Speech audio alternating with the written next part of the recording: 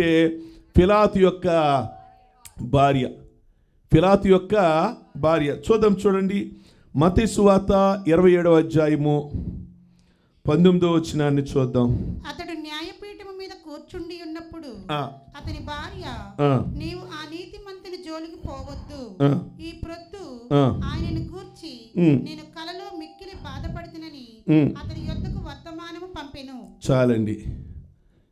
Good Friday రోజు, అదే మంచి శుక్రవారం అంటామే, ఆ రోజు పిలాతు దగ్గర ఉదయము 5 to 6 మధ్యలో తీర్పు జరుగుతుంది.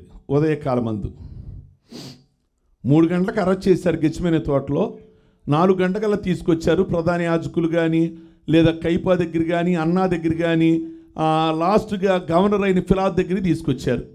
తీసుకొచ్చినప్పుడు తీర్పు జరుగుతుంది. తీర్పు 5:30, 6 మధ్యలో జరుగుతుంది. ఆయన తెల్లవారులు మేలుకొని ఉన్నాడు. ఎవరు? పిలాతు మేలుకొని ఉన్నాడు. ఎందుకు మేలుకొని ఉన్నాడు? అక్కడ ఆ టైంలో పండుగ జరుగుతుంది. యెరూషలేములో పండుగ జరుగుతుంది. 25-30 లక్షల మంది నైట్లు కూడా రోడ్డు మీద తిరిగేవాళ్ళు ఉంటారు. మందిరానికి వెళ్ళేవాళ్ళు వచ్చేవాళ్ళు ఉంటారు. కనుక ఈయన తన సిబ్బందితో డ్యూటీ చేస్తున్నాడు. యేసు ప్రభువుని అరెస్ట్ చేశారు. సరే తీసుకురండి, ప్రవేశపెట్టండి మాట్లాడుతున్నాడు. భార్య ఇంటికాడ పడుకుంది. తెల్లవారుజామున 4 ఆ టైంలో ఆవిడకు ఒక కల వచ్చిందట.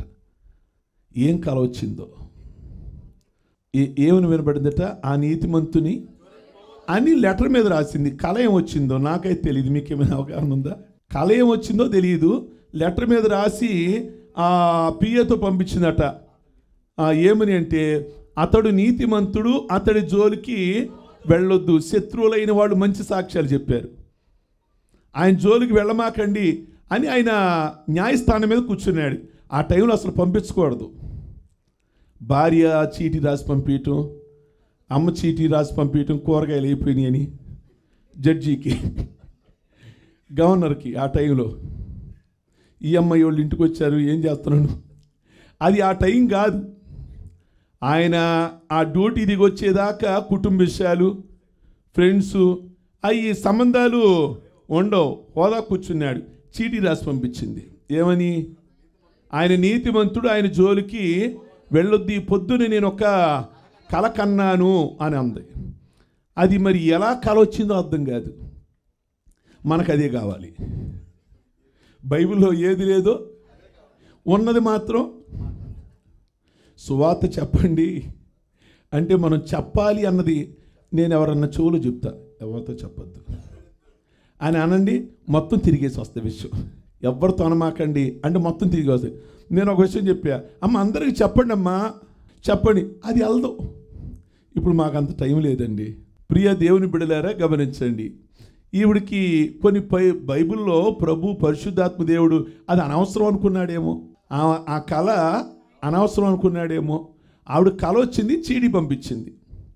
ఆ కళలో లేదా చీటీలో ఆవిడ ఏమంది అంటే, ఆయన నీతిమంతుడు అని నోరు తెరిచి రాసి పంపించింది, కానీ తన హృదయంలో మాత్రం నీతిమంతుడిగా భావించలేకపోయింది.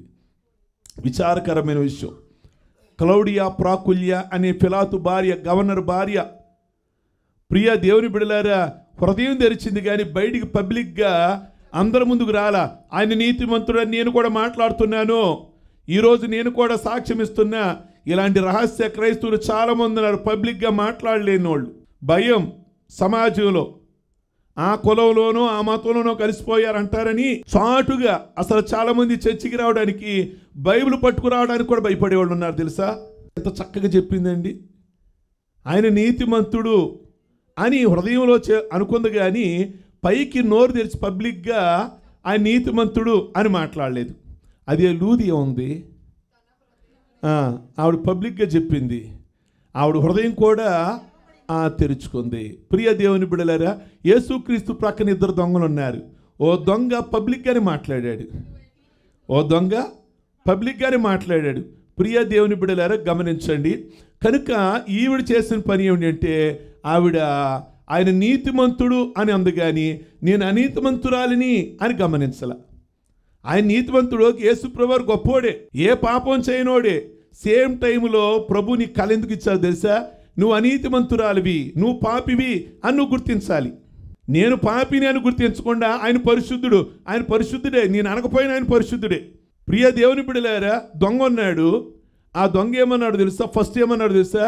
ఆయన కూడా అందరితో సమానంగా భావించాడు. ఆ తర్వాత ఏమన్నాడు అంటే, ఇది మనకు తగును, అది ఆయనకి తగదు. పబ్లిక్గా మాట్లాడాడు, అందరి ముందు మాట్లాడాడు. ఇది మనకు తగును, మనం పాపం చేశాం, ఆయన ఏ పాపం చేయలేదు. నువ్వు అందరి ముందు మాట్లాడాలి, నేను పాపం చేశా, ఆయన ఏ పాపం చేయనివాడు. పిలాతు భార్య అలా మాట్లాడడానికి కలలో బాధపడింది, కానీ నిజ జీవితంలో మాత్రం కలలో బాధపడింది అట. అమ్మో ఆయన లేచింది. కలలో భయాలు వద్దండి, నిజ జీవితంలో కూడా ఏముండాలి అంటే, అమ్మో ఆయన పరిశుద్ధుడు అని భయం ఉండాలి. కలలో భయపడినంత మాత్రాన నిజ జీవితంలో భయపడకపోతే ఏం ఉపయోగం? కలలో వస్తాయి ఒక్కోసారి డబ్బులు కట్టలు వచ్చినట్టు. తెల్లారి లేచేసరికి ఎంత నేసోని బీపీ డౌన్ అయిపోద్ది కొంతమందికి. రాత్రి వచ్చిన కళతో హుషారుగా ఆ మిషన్లు కూడా వచ్చినాయి అంటే అక్కడక్కడ కళలుగాను ఈ మిషన్లు ఎలక్ట్రానిక్ సిఫిలోగ్రఫీ అదో అన్నారు, ఎక్కడ విన్నాను. ఎలక్ట్రానిక్ సిఫిలోగ్రఫీ అంట. నైట్ కళ వచ్చింది అనుకోండి, ఆ కళ ఏంటో కూడా చెప్పుద్ది.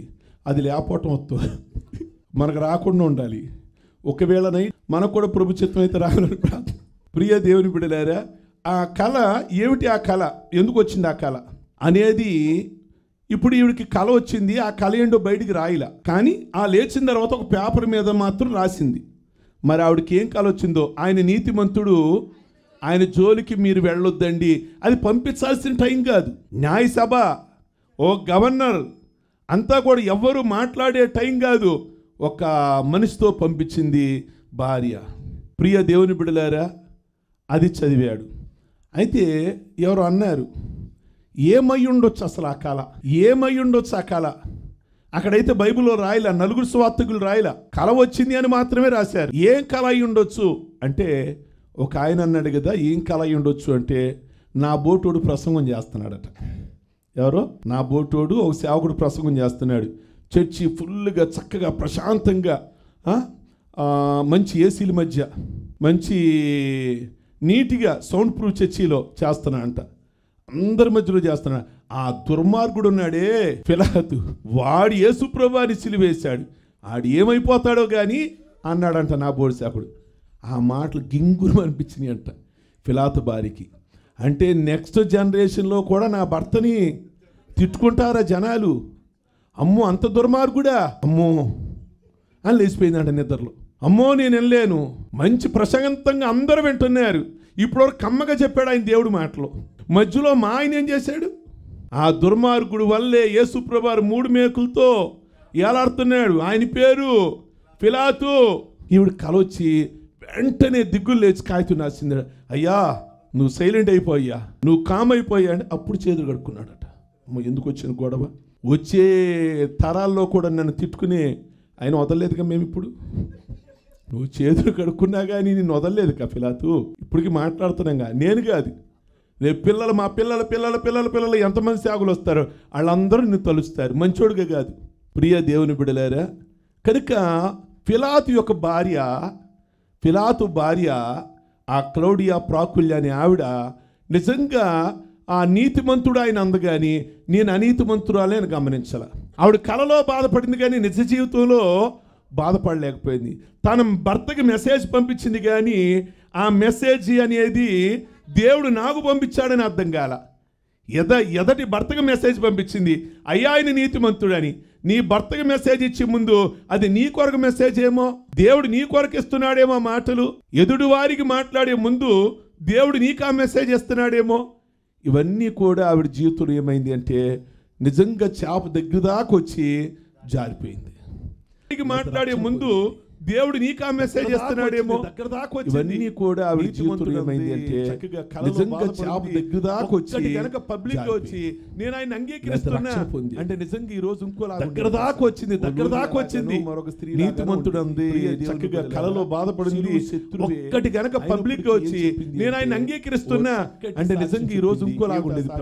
నీతిమంతుడి జోలికి మీరు పోవద్దు.